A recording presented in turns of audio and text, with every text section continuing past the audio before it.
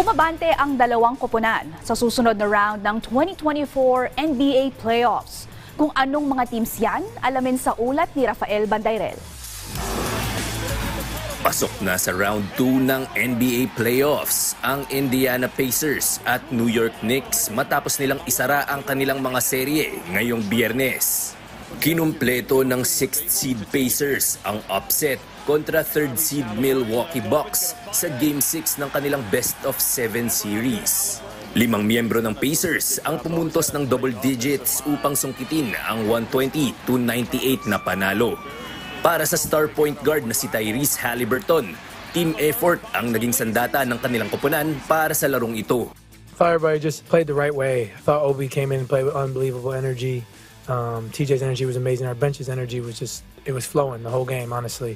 I mean, at the end of the day, the 2 games we lost in this series, they dictated the pace. And the games that we won, we dictated it. So we just knew that we were going to have to come out and be aggressive. And whether that, I think their switching kind of slowed us down in Game 5. And we didn't wait to see what they were going to do. It didn't really matter what they were going to do. We just attacked. Matagumpay rin na lumusot sa Eastern Conference Semifinals ang New York Knicks matapos nilang talunin ang Philadelphia 76ers 118-115.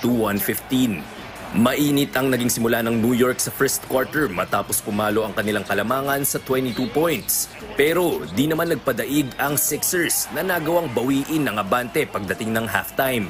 Muling rumatsyada ang opensa ng Knicks sa fourth quarter. Sa kabila ng pagsusumikap ng Sixers na muling burahin ng kalamangan, naubusan na sila ng oras at tuluyan ng naitakas ng Knicks ang panalo. Pinangunahan ni Jalen Brunson ang kanyang koponan nang gumawa ng malahalimaw na 41 points at 12 assists. Just like the way we just kept fighting, and I think that's what we've been talking about all year, is just make sure we keep fighting no matter what. It doesn't matter what the situation is, we're going to sit together, we're going to fight.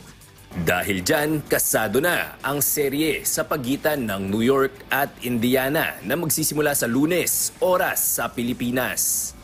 Rafael Bandayrel para sa Pambansang TV sa Bagong Pilipinas.